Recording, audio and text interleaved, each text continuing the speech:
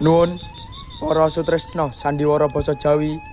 Sugeng pepanggihan kalian kita para siswa-siswi kelas 9 saking SMP Negeri Setunggal Teluring. Samangke keparenga kita ngaturaken lampahan Ranggolawi gugur anggitanipun kelompok gangsal saking kelas 9 kanthi sutradara Celestine Titania Gerduna Wibowo.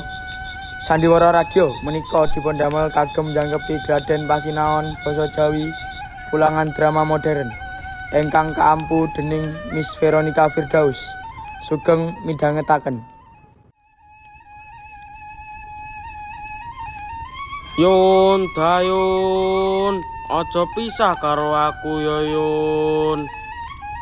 Nggih lurae, kula mboten badhe pisah kalih panjenengan, lurae. Lungguh sing kepenak ya Yun, Dayun. Man patih angkat buta renggut muka. Samira Harjo anggenipun derek sowan ing Pasewakan Agung Praja Blambangan. Nggih nak Prabu pun Paman Samira Harjo sowan ana ing Pasewakan Praja Blambangan. Anggenipun paman sowan ana ing Pasewakan Samira Harjo nak ger. Lungguh sing kepenak ya paman angkat buta lan renggut muka man. Nggih nak Prabu. Garwaku wong ayu waita dalah boyengan. Padha raharja nderek ana ing Pasewakan. Garwaku wong ayu. Anggen kula sowan boten wonten alangan setunggal punapa Kakang Mas. Bekti kula kunjuk wonten panjenengan Kang Mas Prabu Minakjingga. Kula nggih sowan wonten Kang Mas. Boten wonten alangan setunggal punapa. Kula ngaturaken bakti kula kunjuk Kang Mas. Linggo sing kepenak garwaku sak keloroan.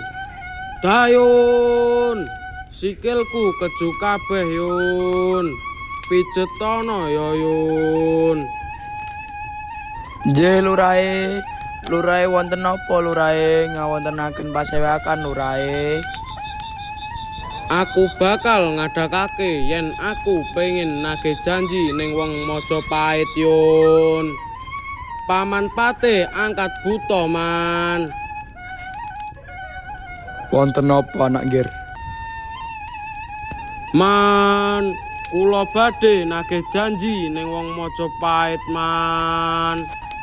Napa panjenengan supe yen kula bakal didhawuhake kelawan Putri Kencana Wungu man. Nanging kadinten niku kula mboten didhawuhne man. Kula mboten supe nak Ger. Yen to anak Ger Minakjingga arep nagih janji, pun paman bakal bantu marang anak Ger. Ora yo ngono adhiku renggut muka. Nggih, Kakang angkat buta.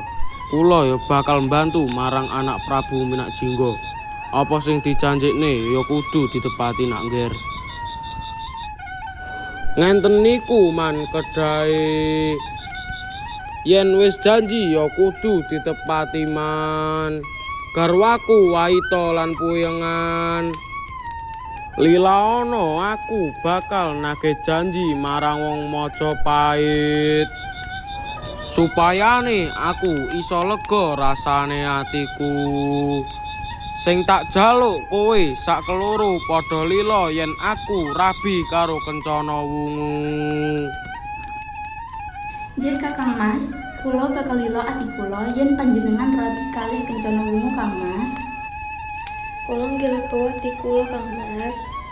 Yen ta Kang Mas Minakjingga bakal rapi malih. Dayun, bojoku wis lila yen to aku rabi karo Kencana Wungu Yun. Lah niki lurae bakal duweni bojo telu. Kula mawon dereng gadah garwa lurae. Kowe aja iri marang aku ya Yun.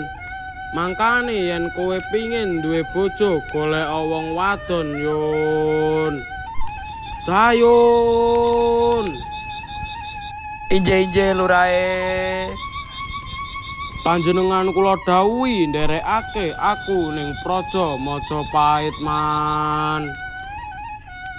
Sendika dawuh anak Prabu. Budal ana ing Majapahit dinten napa anak Gir? Ora usah ndadak kesuwen man. Dinten niki kula lan panjenengan budal sakniki man. Yen wong Majapahit ora gelem netepi janjine, kula bakal ngamuk ning praja Majapahit man.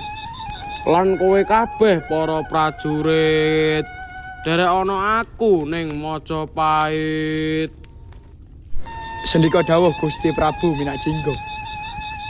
Monggo man budal ana ing Majapahit.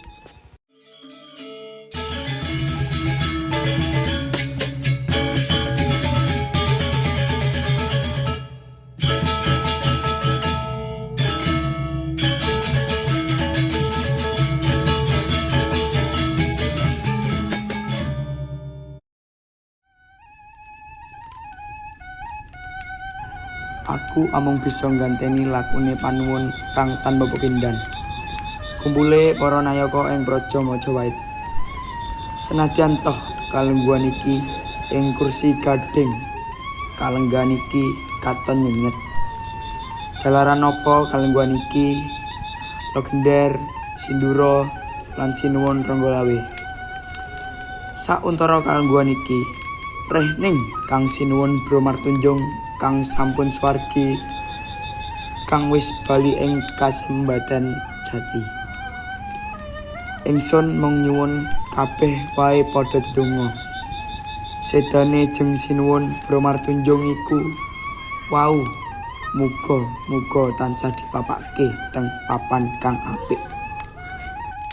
Kang Mas, kula nderek bela sungkawa dhateng sedanipun ingkang sinuwun Gusti Bromartunjung. Mula kalungguhan iki reh ning kursi gading Mahesa Danu. Saya suwe yen sun mawas katon ngelangut.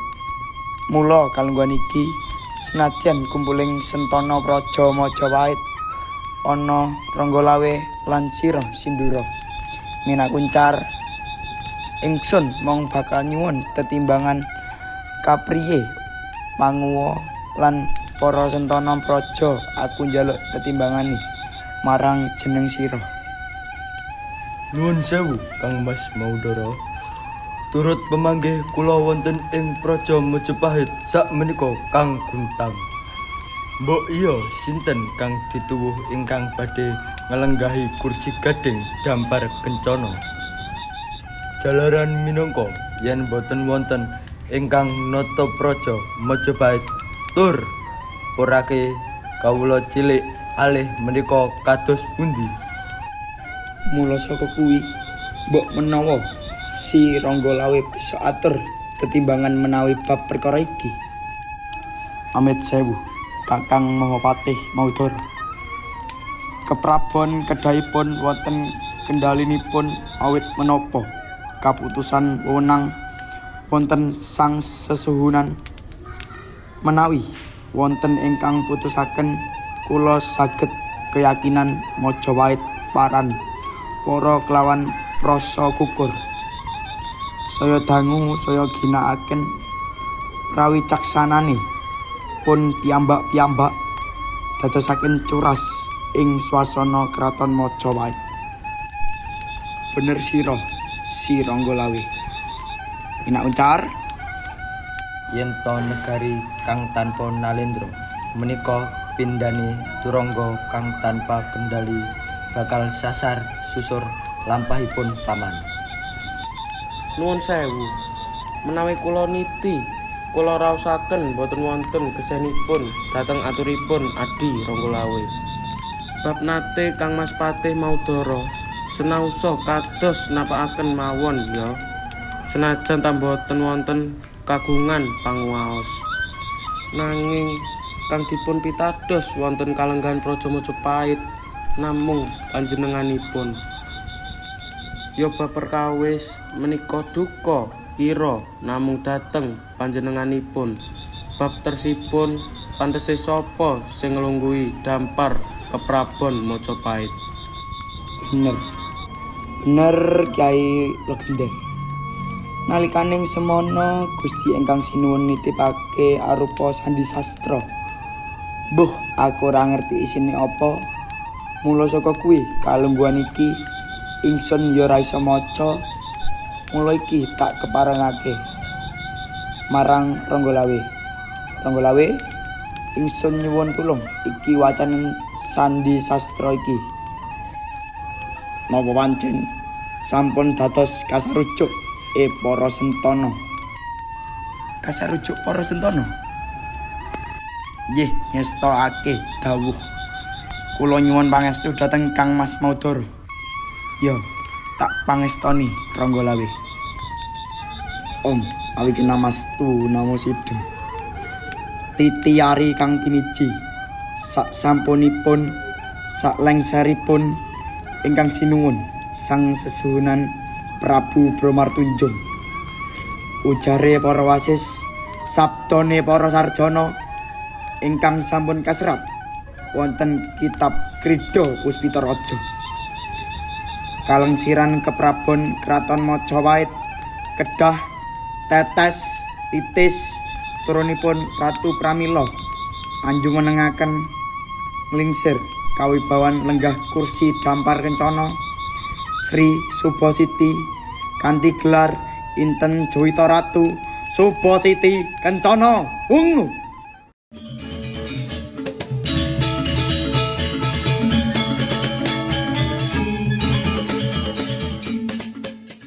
Nuwun sewu Kang Mas. Iya, Ranggalawe. Wacaning sabda ingkang sinuwun ingkang sampun swargi hanetepaken kanthi aniti atimah son imbang genduk Subasiti ingkang kedawuh dados nata wonten ing Kraton Majapahit. Genduk Subasiti dawuh katimbalan kula.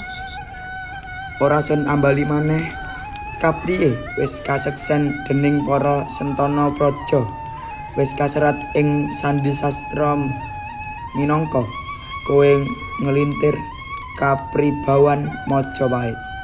Menawi to sedaya menika sampun wonten urun rembakipun para sesepuh Majapahit kula naming mituhu nanging menawi anggenipun kula lenggah wonten paseban Agung Majapahit kula nyuwun sengkuyungipun panjenengan kalian sedaya para paman-paman kula jeung paman Madura.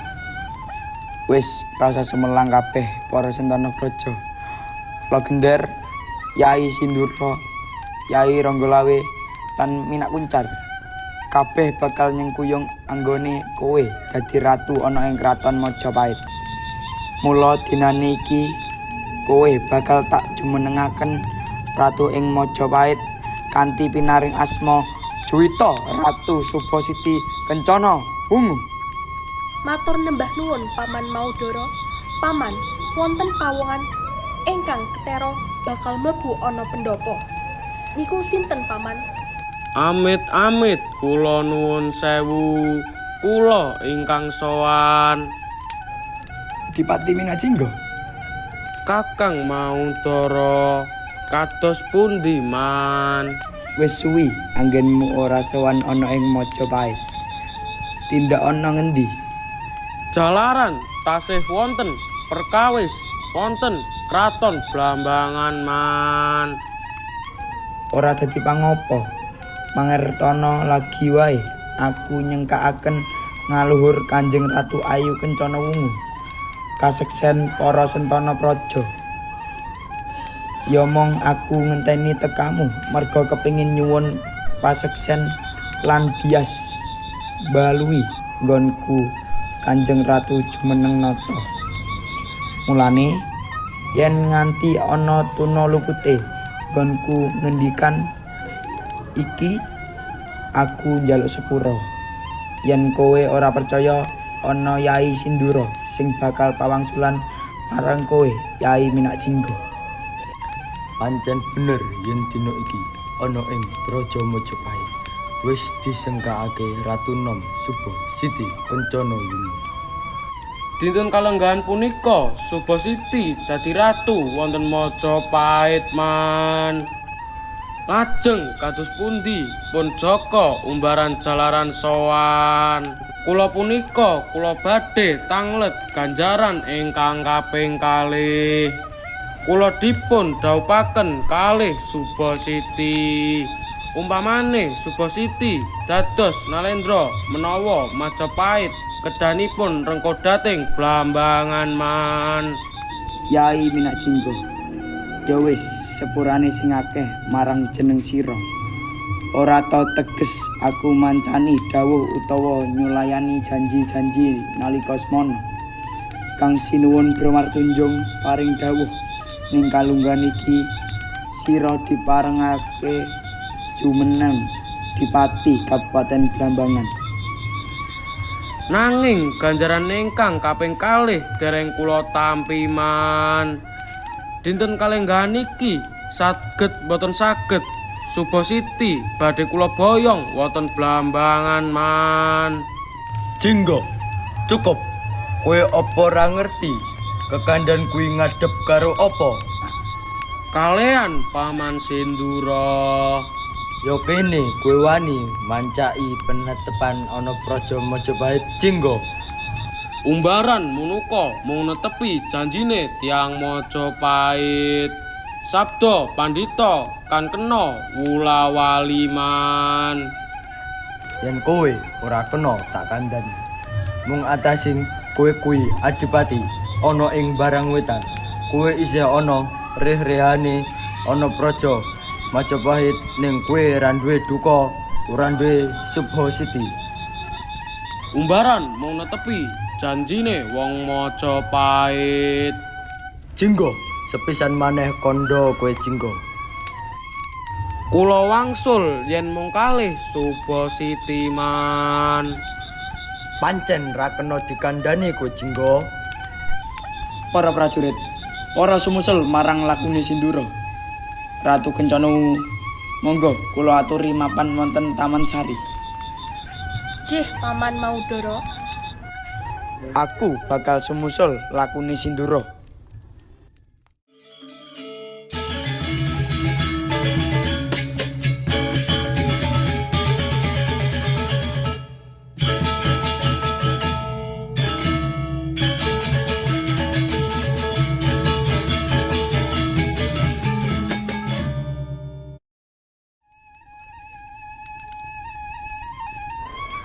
Jinggo, yo kowe wis kene yo, ora duwe drap sila ana Praja Majapahit. Yen to Praja Majapahit isih ana Sindura. Paman Sindura, kok kuwa menika badhe jarah rayah dating Majapahit mboten man. Ning kula mung kepengin Subasiti dadi garwa kula man.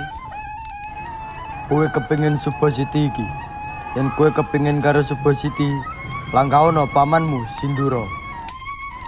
Paman kok kula nungkak karma kalih panjenengan mboten man.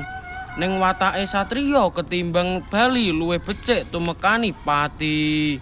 Kedahipun kalenggahan menika buktekne sinten ingkang badhe pecah wonten kalenggahan menika man. Sing ngatos-ngatos lurae. Ayo maju, bakal tak adepi kowe Minak Jinggo. Yun, Paman Sindura tumekaning pati yun. Ayo padha ngalih saka papan kene yun. Monggo lurae. Loh, Paman Sindura pecah. Nanti kedadian koyo ngene Paman Sindura sirna. Margalayu ora ana maneh patine Paman Sindura. Disababake peperangan kelewan Guru Bisma Minak Jinggo. Aku kelewan kowe kabeh prajurit jejering sentoron Praja Majapahit. Aku ora nrimakake patine Paman Sindura. Kakang Seto lan Minak Kuncar tartamtu boten kena disengguh enteng wong saka Blambangan. Apa maneh Guru Bisma Minak Jinggo Paman Sindura dadi bebanten wonten peperangan. Yen to peperangan gunakake okol, tartamtu Majapahit bakal tumpes tampis tanpa tilas. Banjur sing mok tindakke apa? Kakang Koncar, bentenge Mojopahit panjenengan sampun sumerep. Paman Ronggolawe. Sanging menika, kula lan Kakang Seto bakal sowan wonten Tuban. Tir kumitir. Kowe ora ngertian toh Siwa Ronggolawe iku cengkiling mara tangan. Apa kowe ora wedi toh? Tir kumitir. Kang, yen awak dhewe mikirke wedi, saya suwe Praja Mojopahit bakal kalah teko Blambangan. Awak dhewe ngandhakake lelaan sing kedadening dina iki ana ing Paman Ronggolawe. Kakang Koncar, Paman Sindura monggo dipun rukti kula lan Kakang Seto bakal sowan ana ing Paman Ronggolawe. Paman Sindura bakal tak rukti. Lakumu sing ati-ati temuju ning Tuban.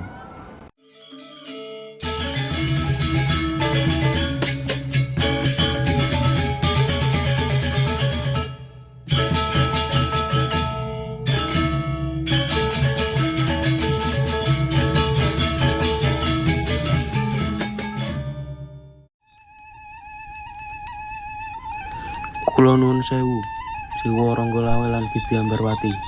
Kula ingkang sowan. Yendak sawang, iki kaya anake Patilo Gendir. Setolan kumitir iki. Nggih. Kula Seto lan kumitir adi kula. Ana kawigatan apa? Kok teko ana ing Kadipaten Tuban to, Nger? Menika leres, nuwun sewu sowan kula teng Kadipaten Tuban kala wau. Namung wigatosipun kepengin atur ngadhep si Rama Ronggolawe. Arep ngadep Siwamu Ronggolawe. Seto, kumitir. Yen ta sliramu pengen ngadep marang Siwamu Ronggolawe. Siwamu kuwi lagi ora iso diganggu. Ning sedaya kala wau pengen kepanggih marang Siwa Ronggolawe, Bibi. Yen ta aku jenggarake Kang Mas Ronggolawe. Seto kumitir, aku ora wani seto kumitir. Ngeten lho Bibi nggih. Ngeten saderengipun jalan menika wigati sanget. Menika rahayu sak gotrah waraka dalem ing kedaton Mojopahit. Kanggo rahayune Mojopahit. Nggih, Awelinge Kanjeng Siwamu. Kaya ngono lho seto kumitir. Kanjeng Siwa Ronggolawe menika wau nggih minangka senopati ana ing Mojopahit. Ing dina palagan menika Mojopahit nampi dawuh wonten kedah sinten malih yen to boten Siwa Ronggolawe kang saged ngetasi karya. Kula tapilih kapareng yen kula sowan menika kepengin sanget saged saben jagong kelawan Siwa Ronggolawe Bibi. Ning welinge Siwamu kaya ngono lho seto kumitir. Pun kados napake mawon. Kula kalian adi kula kedah saben jagong kalian Siwa Ronggolawe Bibi. Yen to aku jengkarake Siwamu, yen enek apa-apane, sapa sing tanggung jawab? Ngeten, kula ingkang tanggung jawab. Jalaran ngeten nggih, perkawis menika ingkang saged ngetasi naming Siwa Ronggolawe. Yen to kula mboten saged saben jagong kelawan Siwa Ronggolawe, palenggan menika yen to wonten napa-menapanipun ampun ricuh dhateng kula Bibi. Saumpama diganti untuk Siwamu, ngono ora kena. Menika duka saka ngarsa dalem ingkang regep panguwasa enten ing Mojopahit. Kedahipun Siwa Ronggolawe yen to mboten saged kula menika saribit kelawan Siwa Ronggolawe, yen to nampi pidana saka ngarsa dalem ingkang regep panguwasa ana ing Mojopahit, kula mboten tanggung jawab. Kula mboten ricuh, kula nggih. Ya wis. Lek kaya ngono rahayune Praja Mojopahit. Karepanmu kaya ngono, seto kumitir, Siwamu Ronggolawe bakal tak jengkarake ya. Nggih, nuwun. Matur nuwun Bibi. Ayo, padha milu aku. Nggih, monggo.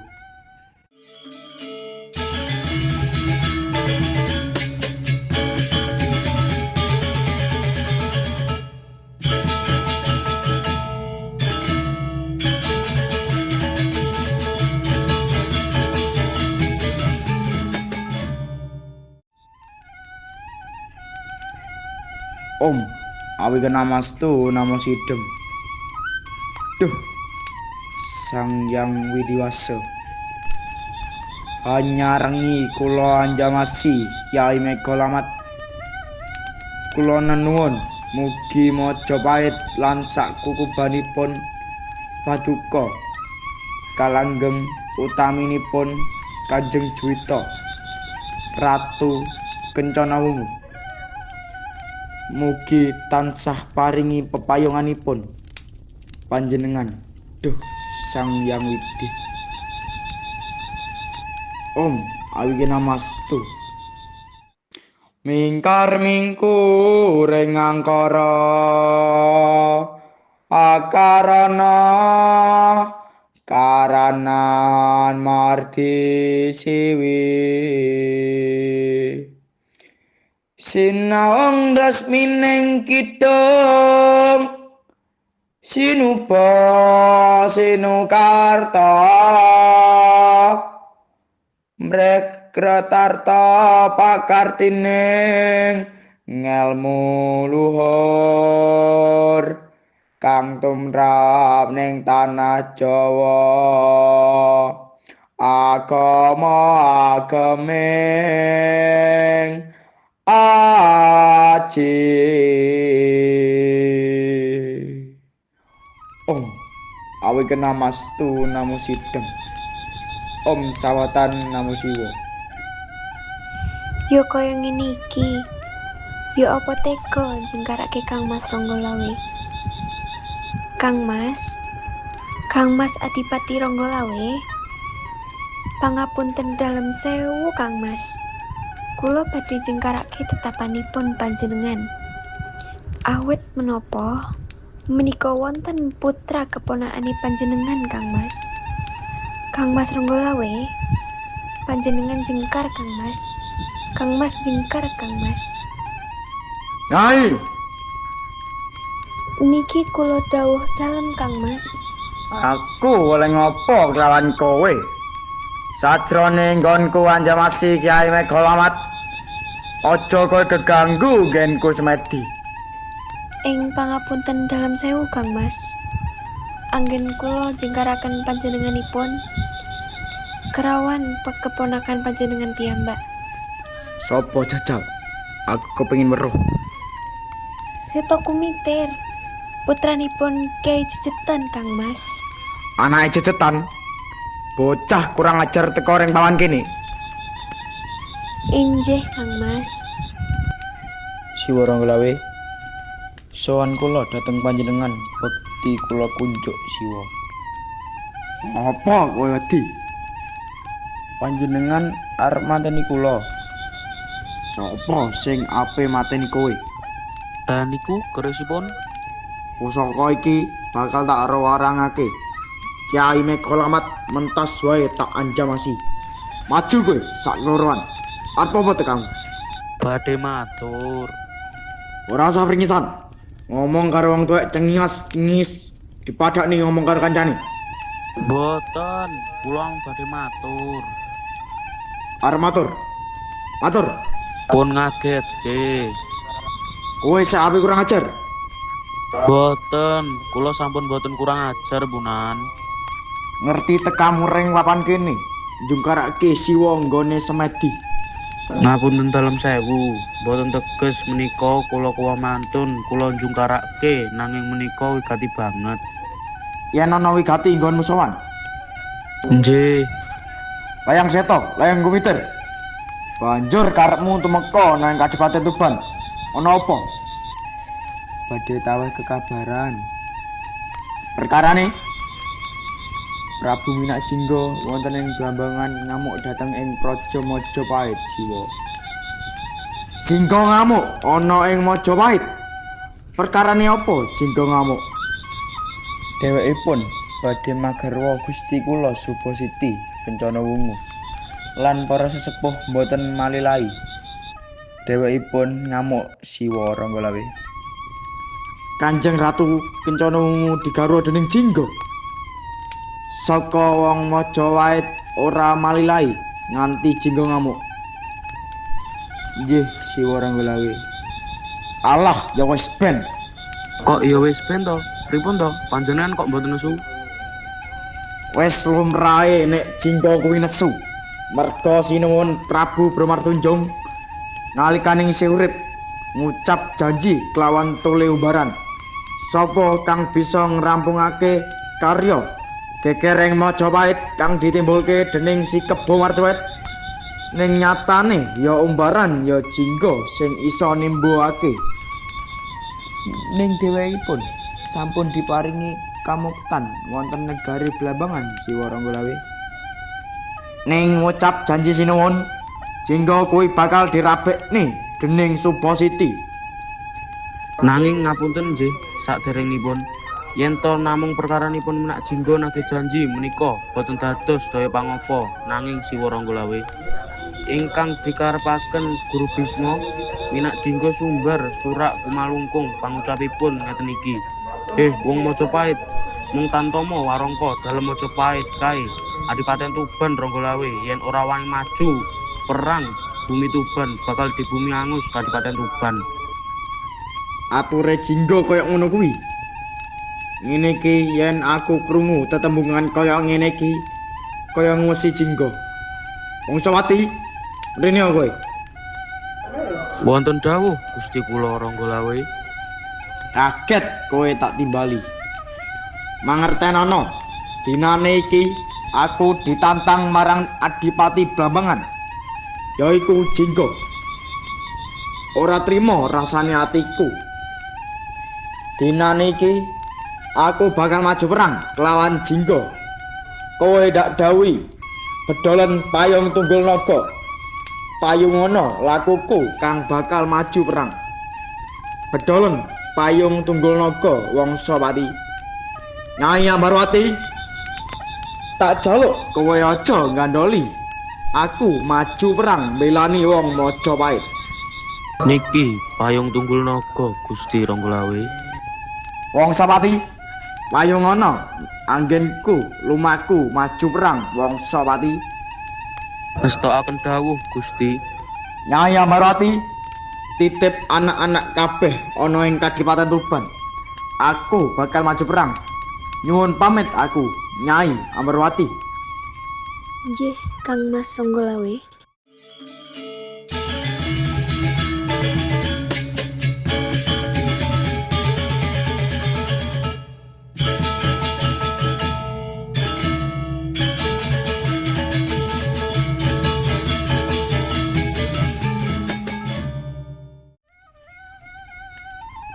Wangsawati, kala ngonto aku sing diwayongi tunggul naga. Tangek lamun jroning Jingga bisa nembus jroning pusaka payung tunggul naga. Gusti Ranggalawe. Ditaulun Ranggalawe. Jeneng kita ing dina iki kudu nyangepi Dewa Watak Sanga. Jeneng kita wis dianteni para dewa ana ing kahyangan. Duh, yen pikulun boten kula teges Ranggalawe selak ing janji yang padha pikulun. Nanging Ranggalawe tasih kagungan jijiban anggenipun netepi wajib. Mong kuwi bumi kedaton Majapahit. Yang padha pikulun kula nyuwun welas sing sabda panjenengan dalem yang padha pikulun. Titah ulun Ranggalawe, yen kaya mangkono ulun wenehi wektu nganti sak surupe sang surya. Ya Ranggalawe. Napa mboten wonten malih? Duh, yang padha pikulun. Ora kena. Sinuwun Adipati Ranggalawe. Sepindah malih kula matur sinuwun, monggo panjenengan kundur dhateng Kadipaten Tuban. Mboten sae yen to miturut petangan kula, menapa malih kula sembah sukunipun panjenengan. Kersane panjenengan purun kundur wonten ing Kadipaten Tuban menika. Ora Wangsawati. Aja kowe katek nyembah lawan sukuku. Ranggalawe, prajurit sing kudu ngrungkepi kelawan bumi Pertiwi. Mendah kaya ngapa Majapahit? Yen aku ora tumandang wong Sopati. Ning dinten menika, dinten ingkang prayogi. Cukup Bang Sopati. Ora ana pantangan dina kanggo Ranggalawe. Sinuwun Adipati Ranggalawe. Yen to panjenengan sampun sugeng, monggo kula dherekaken.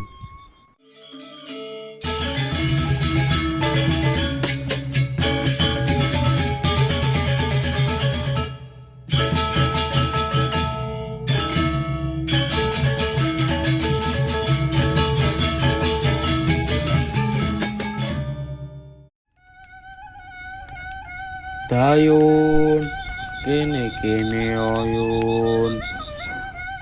Jelurae. Paman angkat buta. Jih, kados pundi Ananggir? Nyatanipun tiang Majapahit mblenjani kalian kula man. Jih, menika leres Nanggir. Nyataning anggen kula nagih janji dateng tiang Majapahit.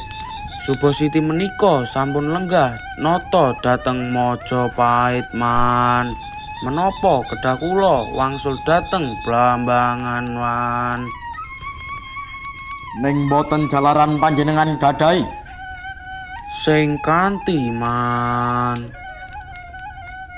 Jalaran panjenengan nalika luhut sabantu kelawan Majapahit.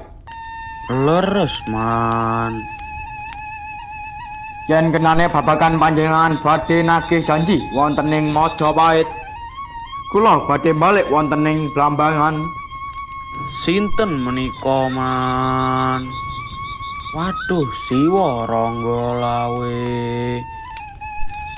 Jinggo, karepmu apa nggawe geger ing kedaton Majapahit, Jinggo? Janjanipun kula mboten damel geger Majapahit Siwa. Kula menika namung netepi dramaning satriya. Kula badhe nagih janji dhateng tiang Majapahit. Ing rumuhun Prabu Bromartunjung kang sampun suwargi. Sampun janji kalian kula badhe didhawuhaken kalian Subasiti Siwa. Menapa umbaran lepat Siwa? Perkara kuwi aku bisa ngenggane, Jinggo. Majapahit pancen nggih utang. Nanging ngapa wani Sindura ana ing Daha kang kalebu kaparnah pangrengah kelawan kowe mbok pateni, Jinggo. Jalaran piyambakipun duka kalian kula. Piyambakipun nantang marang umbaran. Kula kok ditantang sak tengahe palagan. Dede watake satriya Siwa. Yen tok umbaran wedi perang. Hei, Jinggo. Perkaramu kelawan keluarga Majapahit. Kowe ngerti Sindura kuwi sapa, Jinggo? Jinggo, Sindura tresna kelawan kowe, Jinggo. Yen dede tiang Majapahit mboten tresna kelawan umbaran Siwa. Umbaran. Kados pundi Siwa Ranggalawe? Yen kena tak ilingke ya Le. Umbaran urungna tekadmu. Merga Subasiti saiki wis lenggah nata ing Majapahit. Mboten saged wa. Subasiti kedahipun dados garwa kula. Hei umbaran. Tumenga sirahmu. Sawangen sapa sing ngandani umbaran? Siwa kula Ranggalawe. Hak kula puh kelawan kowe umbaran. Nalikane kowe perang karo Kebo Martuwet, satemah kowe tatu ranjang.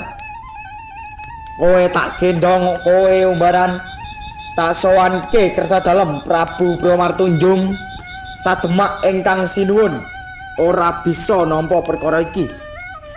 Nalika semono Prabu Bromartunjung, tak cedhaki umbaran.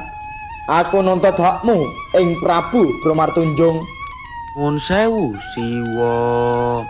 Sabda Pandhita Ratu tan kena wola wali. Kanjaran kalih kula dereng kula tampiwa.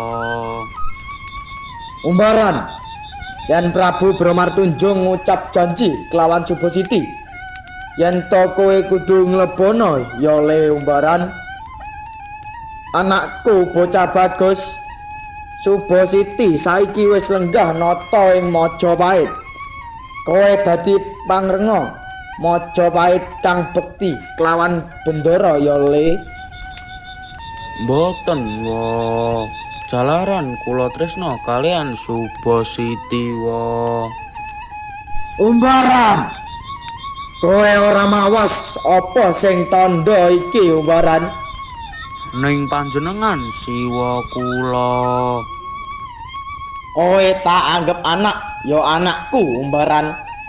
Aja nganti kowe mbantah dawe wong tuwa. Aja dibacotake ya le.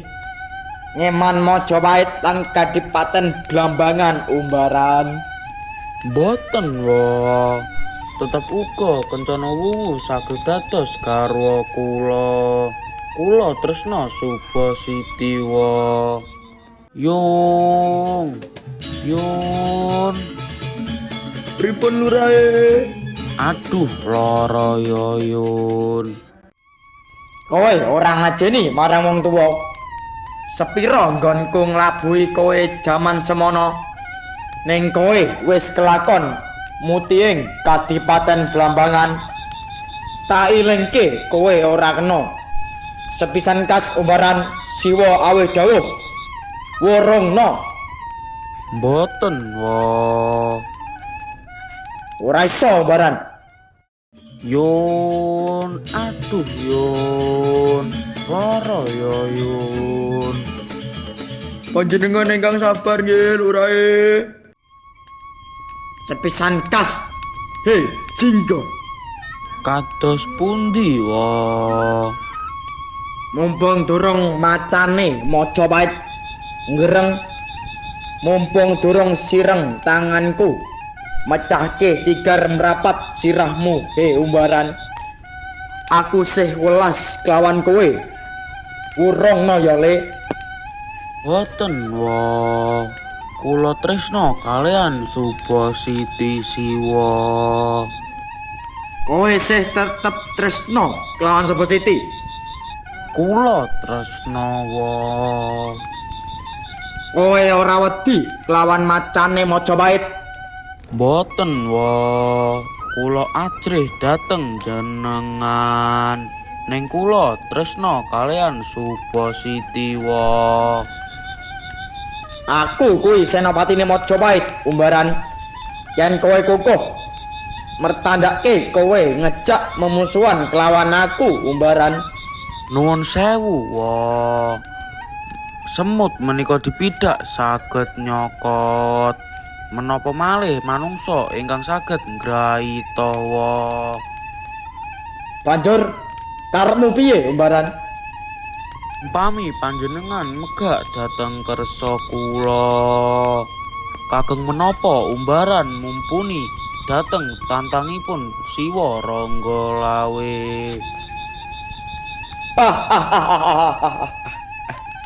Umbaran, tembung kuwi sing tak enteni he umbaran. Nyatane kowe dadi wong laknat. Nyata kowe duwe watak wani umbaran. Mula aja nganggep aku siwamu ning papan kene. Aku bantenge kraton Majapahit. Ayo rusaken Majapahit dening Siwa Ranggalawe. Sinten kang bakal pejah man? Loh, mahkota Kudawah bebarengan kelawan sumpingku Wangsawati. Iki pratandha apa Wangsawati? Yen to piturut kula, menika pratandha ingkang boten sae. Pramila saking menika wiwit wau kula sampun ngendika monggo wangsul wonten Tuban. yen to mahkotanipun panjenengan ngantos dawah menika pratandha Kadipaten Tuban bakal rubuh sinuwun. Ora Wongsawati. Tuban ora bakal rubuh yen aku sing urip Wongsawati. Jingga wis wani nantang lawan aku. Nganti dawahke makuthaku lan sumpingku. Wongsawati, aku isih tetep arep maju ing paperangan. Ning titenana kanggo tetenger ya Wongsawati. Papan kene besok yen ana rejaning jaman bakal jenengi Watu Sumping. Sumingkira Wongsawati, payungana aku saka mburi. Aku bakal ngadhep kelawan Jingga Wongsawati. Menapa sampun panjenengan menggalih? Mapana ana ing mburiku Wongsawati. Kula aturi sepisan malih. Monggo kundur Kanjeng Adipati. Wayangana aku Wongsawati. Jingga mantang kanggo Ranggalawe kundur bali ana ing paperangan Jingga. Mula yen kena sepisan tak ilingke, Jingga umbaran anakku. Urungna ya Le. Mboten, Paman. Emanen pamanmu iki Jingga. Kencana wungu kedahipun garwa kula Siwa. Sampun panjenengan boten usah melu-melu perkawis menika Siwa. Kula ngeman kalih panjenengan. Jalaran panjenengan Siwa kula. Umbaran. Kowe ora gugu oceh lambeku, Umbaran. Dosa kaya ngapa tak sangga. Najan aku kudu ngerah kelawan patimu, Umbaran. Ayo, tanding ana siwamu Ranggalawe, Umbaran. Monggo dipun buktekke Siwa. Sinuwun pusaka panjenengan sampun dawah wonten ing Bantala. Waduh, Wongsawati. Pusakaku tiba ana ing lemah, banjur dadi watu Wongsawati. Rajaning jaman papan kene bakal jenengi Karang Watu Duwung Wongsawati. Kurangan watangan. Ojo waleh-waleh nirekake Kanjeng Ibu ya, Le. Loh, iki ana pusaka. Yen tak sawang kaya pusakane Romomu Ranggalawe. Nanging kawujude watu, Le. Kanjeng Ibu, niki pusakanipun Kanjeng Rama Ranggalawe kang sampun dakwah teng Bantala dados watu. Yen ngono, Le. Ayo, nderekke lakune Romomu. Sumangga, Ibu. Dayun yoyun. Panah Argabala pundhuten ana ing Paman Patih Angkat Butayun. Paman Ranggalawe bakal tak panah geniyun. Wongsawati, tunggul naga kobong Wongsawati. Merga kena panah geni Wongsawati. Wongsawati, kowe kena ngapa Wongsawati? Sinuwun Adipati Ranggalawe, panjenengan sampun mangertasi yen teng dada kula tumancep panah saka minak Jingga sinuwun. Wongsawati, baliya ketampanana dadamu Wongsawati. Aja mbok bacotke ngetotake anggonku maju perang Wongsawati. Boten sinuwun. Kula bakal maju perang sinuwun. Wongsawati, kowe kene ngopo Wongsawati? Duh, Gusti Putri. Kula katemah kenging panah. Kula boten suwe kula weruh gelaring jagat. Mula saking menika kula titip garwa kula kang lagi mbobot. Gusti Ambarwati, kula nitip weling kalih panjenengan Gusti. Yen to putu kula mijil kakung sumawi panjenengan ingkang nguwahi asma. Yen to wanita panjenengan paringi asma Sri Huning. Iya Wongsawati, pawelingmu bakal tak lakoni. Yen to kaya ngono, ayo tak derekke bali ana entuban. Gusti Ambarwati, boten isah kula wangsul wonten ing Tuban. Kula sampun boten kiyat. Saking menika kula titip paweling kula. Gusti. Paman Wangsopati, ayo padha direksa.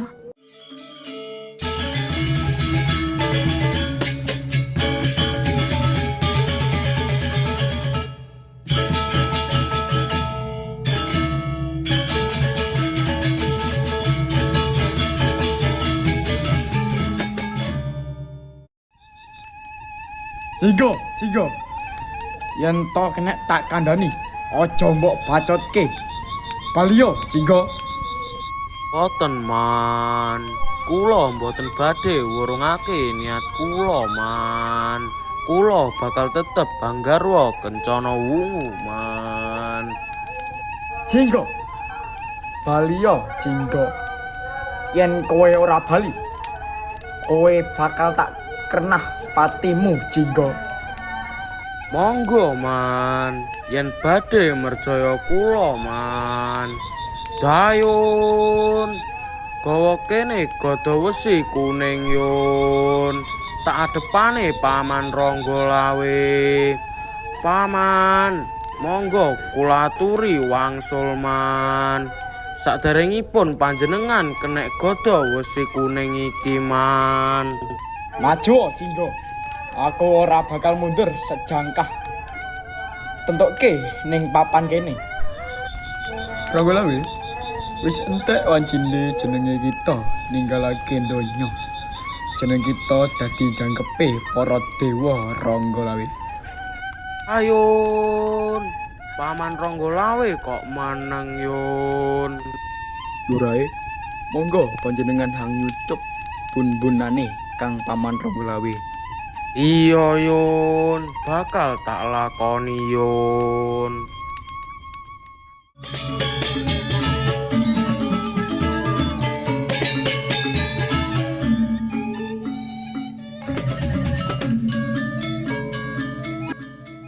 Para sutresna sandiwara basa Jawi.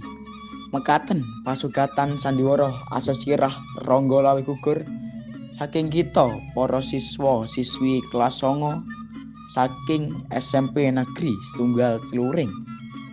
Anggitanipun kelompok gangsal saking kelas 9 kanthi sutradara Celestine Titanio Gedino Wibowo, asisten sutradara Fergie Ardiansyah, miwah para paraga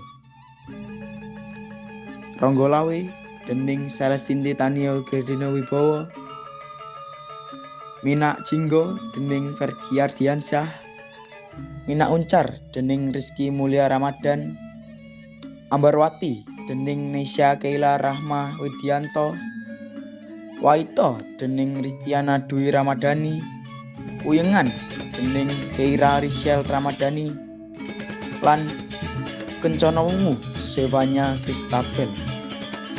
Matur nuwun awit kawigatosan panjenengan. Mugi tansah kersa midhangetaken sandiwara basa Jawi.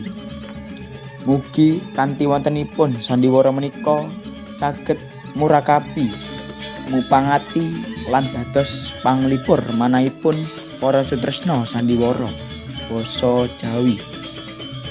Wekasanipun atur kanthi asesanti rum kuncaraning bangsa dumunung ing luhuring budaya. Nuwun.